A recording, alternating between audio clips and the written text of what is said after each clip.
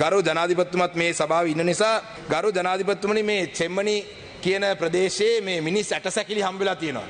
මේකම ගැන මං හිතන්නේ අද උදේ අපේ අධිකරණ ඇමතුමා මං හිතන්නේ පිළිතුරක් ලබා දීලා තිබුණා. මට ඒ පිළිතුර බලන්න බැරි වුණා. අපේ ගරු ශ්‍රීධරන් මන්ත්‍රීතුමා ඉදිරිපත් කරපු 27 ප්‍රශ්නයකට මං හිතන්නේ පිළිතුර ලබා දුන්නේ. මේ චෙම්මනි කියන ප්‍රදේශයේ ඇටසැකිලි 19ක් සොයාගෙන තියෙනවා. ඒතර මේ ඇටසැකිලි 19 ගැන එක්ස්කවේට් කරන්න යම් මං හිතන්නේ යම් ප්‍රතිපාදන වගේක් වෙන් කරලා තියෙනවා ජස්ටිස් මිනිස්ට්‍රි එකේ. එතකොට මේ ප්‍රතිපාදන වෙන් කරාට ගරු ජනාධිපතිතුමනි මේ ස්කෙලටන්ස් 19න් 5ක් 6ක් වගේ ප්‍රමාණයක් මාස 3ක් අවුරුදු 10ක් වගේ අතර දරුවන්ගේ ස්කෙලටන්ස් කියලා පැහැදිලි කියලා අපි we are not experts on human skeletons or excavation of sites, but we are being told that some of these skeletons belong to children who are between the age of 3 and 10, around 6 of them out of the 19. There are no clothes on them. The skull has injuries. All the skulls of these skeletons have gone through serious trauma and injuries. There are no clothes to be found. So therefore, this chimney, the skeletons that have been found there, it's a serious issue that this government needs to address. Similar to this Honorable His Excellency the President, in 1999 also, I think there were some human remains that were found right next to the current excavation site. So in this current excavation site, the one that was found in 1999, I think the government at the time sought assistance from international bodies. I think the US State Secretary Office, and there were other departments, I think the French government, if I'm not mistaken. I was only 9 years of age at the time, but these agencies got involved because the government of Sri Lanka didn't have expertise on forensic matters, on forensic investigations. And to date, it is very clear, there are reports that have been published that the government of Sri Lanka does not have expertise in forensic investigations. So therefore, the government of Sri Lanka has expertise in forensic investigations related to crimes that have been committed in recent times, not for crimes that may have been committed 2-3 decades ago. So therefore, I would like to urge this government to get the support of the international bodies who are experts. Our people want to see some independence in these inquiries. Our people want to see that these investigations are being conducted in a fair and free and just manner that the public can have faith in. You know, in Kokutoduwai, there were some skeletons that were unearthed. We are still, I was told by the Justice Minister that he gave a detailed update on that, so I'm hoping that he has mentioned that as well. But the only reason why I'm mentioning this is because the President is also in the chamber. These sort of things, you know, you need to give our people some hope to say that, okay, so that we as the largest Tamil party in the country, the third largest party in parliament, we can go to our people and say, okay, look, you know, we have all jointly defeated the NPP in Jaffna and Batiklo and in most Tamil speaking areas. Now, as the main party that represent our people, let's work with this government to resolve our issues. So we need to go to our people and we need to be able to give our people the assurance. And to give our people an assurance, there needs to be some matters that need to be resolved from your side. And one of them is the Provincial Council's bill, like I mentioned. Adopt that as a government bill. We have no issue. My bill, you take it up as a government bill. Let's pass that Provincial Council's Act and let's fix a date for the Provincial Council.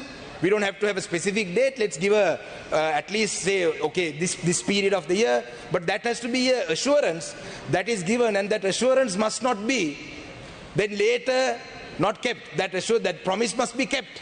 Because in this country, the problem is so many promises have been given. So many promises have been given to the Tamil people, but none of those promises are kept. And this is not this government. This has been happening from the time of my grandfather. This has been happening for 7 decades. So for us to be able to go to our people and say, okay, look, let's call for a truce with the government. Let's try and resolve some of our issues.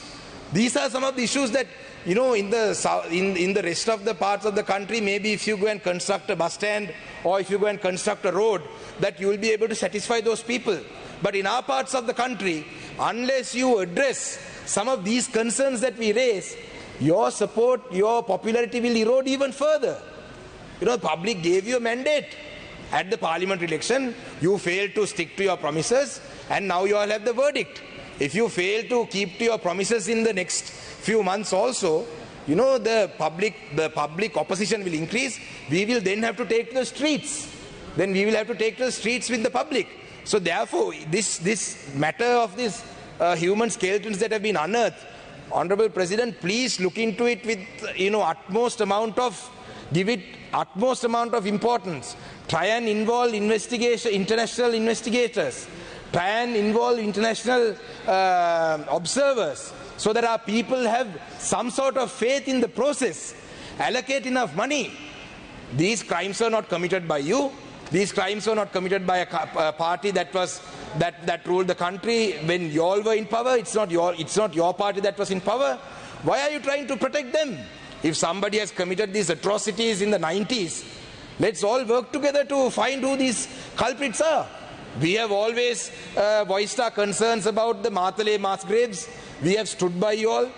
We have always raised our concerns about, you know, Colonel Gotabe Rajapaksa's involvement in the Matale graves. We have stood by you. We have stood by your revolution. We have stood by your cadres. Why are you hesitant to at least try to deliver justice to our people? These people, these people who were these skeletons that were found, some of them are up to 3 months old. The skeletons are the experts. The experts on site have said that the remains could have belonged to somebody, a child that was 3 months old. So why, Honorable Speaker, why is the government hesitant to investigate into this? Very similar to these are the issues of the persons of missing persons as well. We have raised these issues on every possible occasion in this parliament and outside parliament. We are only asking for a justice mechanism, and the successive governments have only promised us truth and reparations. The truth also is a half-baked truth. The truth without justice, a transitional justice mechanism will fail, because the victim community will not accept it. So these are the issues that our people face. These are the concerns that our people have. And for us to be able to work with you, try and give us something on these issues. At least the emblematic cases. You know, a member of parliament from my district, Joseph Parraj Singham, was shot dead on Christmas Eve inside a church. And it's common knowledge, everybody knows that it was Pilyan and his group that was involved. Now, how can your party go and get their support just to get a local government councillor elected? Does this go by your principle? I am absolutely certain that the top leadership of the NPP are not aware of this. It is your electoral organizers and these fellows who are there, you know, destroying your image in those districts who have done this. In the Chenkaladi Council, we are, as a party, we are asking for justice for our late parliamentarian, Honorable Joseph Parraj Singham, who was murdered in church with cold blood. We have refused to work with Pilyan's party. They gave us unconditional support to form every single council. But they wanted us to say that we are working together, but we did not want to work with them together. So therefore, we refused to take their support. But the NPP organizers, I don't even know their names.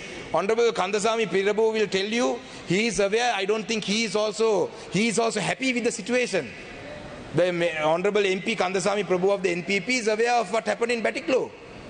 In the Chenkaladi division, just to get power in the Chenkaladi council, NPP and TMVP were ready to work together. In the Kaluwanchikudi council to defeat ITAC, NPP and TMVP Pilyan's party were ready to work together. Now on the 20th, we have been told in Vakare, that's the only council that is left in Batiklo for us to form, that the NPP is ready to support TMVP. Now, I am absolutely certain that the top leaders in this front row will not agree to that. But this is what's happening in the district. Now, we are asking for justice for at least some emblematic cases. Now, Honorable President, the senior leaders of this party within Parliament are present in this chamber. Give us some assurance. Give us some assurance that our issues will be addressed. Give us some assurance that archaeology will not be used as a tool to take over people's land in the north and east.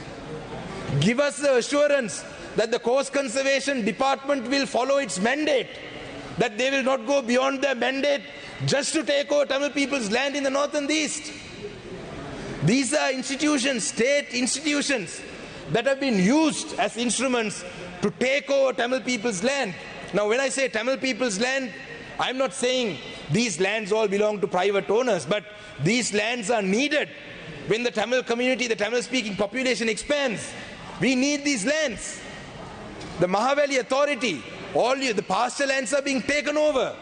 Now, come September, we will see if under this administration also, that if our pasture lands will be used as a tool to change the demography of the North and the East. So, Honorable Speaker, I'd like to, I think you have reached your patience. I can see you reaching out to the mic, so I don't want to take any further time. I'd like to thank you for giving me this opportunity and this time to raise some important issues. Garu Janadipattumata saha ආණ්ඩු පක්ෂයට සහ කතානායකතුමාට ස්තුතිවන්ත වෙනවා මේ අවස්ථාව ලබා දීමට මේ කාරණා පිළිබඳව මේ පාර්ලිමේන්තුව තුල කියන්න. ගරු ජනාධිපතිතුමනි අපිට පෙන්වන්න පාර මෙන්න මේක තමයි පාර ආණ්ඩු යන පාර. ඔබතුමාට අපි පක්ෂයක් වශයෙන් දෙසැම්බර් මාසයෙන් පස්සේ අපිට හම්බ වෙන්න අවස්ථාවක් ලැබුණේ නැහැ.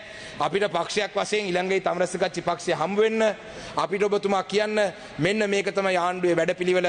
අපි මේ වැඩපිළිවෙලට අපේ සහයෝගය දෙන්න පුළුවන්ද කියන එක, ඒ ස්ථානයට අපි එන්න පුළුවන්ද කියන එක පිළිබඳව අපි සාකච්ඡා කරමු. මොකද අපිටත් අවශ්‍ය සමහර කණ්ඩායම් හිතනවා අපි ආණ්ඩු පක්ෂයේ යම් වැරද්දක් දැක්කම විවේචනය කරාම මොකද්ද හිතන්නේ?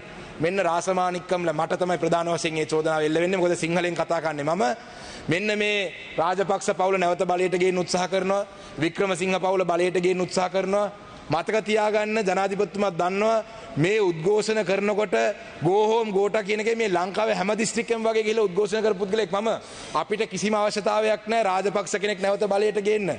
මගේ පහුගිය දේශපාලන මම ශ්‍රී ලංකා නිදහස් පක්ෂයේ සමාජිකයෙක් හැටියට හිටියා කියන එක ලෝකෙම දන්න කාරණයක්.